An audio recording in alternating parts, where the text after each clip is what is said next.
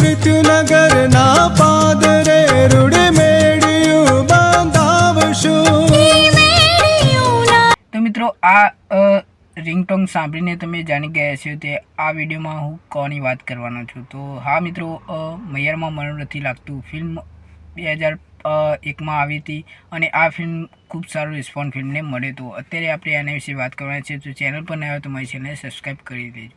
તો મૈયરમાં મન નથી લાગતું હિતેન કુમારે ખૂબ સારો કિરદાર નિભાવ્યો છે, બીજા અન્ય કલાકારો પણ ખૂબ સારું કિરદાર નિભાવે છે મિત્રો। અને સાથે મિત્રો વાત કરીએ તો આ 25 વર્ષ ફિલ્મના થઈ ગયા છે અને ફરી એકવાર સિનેમાઘરોમાં 5 સપ્ટેમ્બરના રોજ આવી ગઈ છે। અત્યારે પબ્લિક દ્વારા ખૂબ સારો રિવ્યૂ આવી રહ્યો છે, ખૂબ સારો ફિલ્મને રિસ્પોન્સ પણ મળી રહ્યો છે। જે 2001માં મિત્રો રિસ્પોન્સ મળ્યો તો એવો જ સારો રિસ્પોન્સ થિયેટરમાં મળી રહ્યો છે। અને સાથે મિત્રો ઘણા લોકો અત્યારે એના રિવ્યૂ કરીને ફરી એકવાર યાદગાર તાજી કરી છે ફિલ્મની। તો મિત્રો એવી જ એક ફિલ્મ વસ લેવલ 2 તમે જોઈ લો હતા હિતેન કુમાર ને હિતેન કનોડિયાની ફિલ્મ વસ લેવલ 2 પણ ખૂબ સારો રિસ્પોન્સ ફિલ્મને મળ્યો છે અને ફિલ્મ પણ જોરદાર છે મિત્રો વસ લેવલ 2।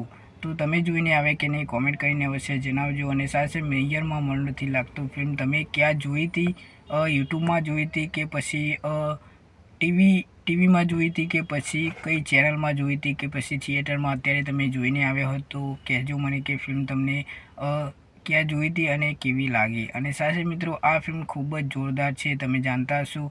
અને સાથે મિત્રો ફરી એકવાર થિયેટરમાં આવે એટલે ખૂબ આશ્ચર્યવાળી વાત કહેવાય, ખૂબ સારી વાત કહેવાય મિત્રો કે આટલા સમય પછી ફરી એકવાર સિનેમાઘરોમાં આવી છે। અને આવી જ રીતે ગુજરાતી ઇન્ડસ્ટ્રીમાં ઘણી બધી ફિલ્મો જે છે એ ટોપ લેવલ પર છે, ખૂબ સારી ફિલ્મો બનતી હોય છે।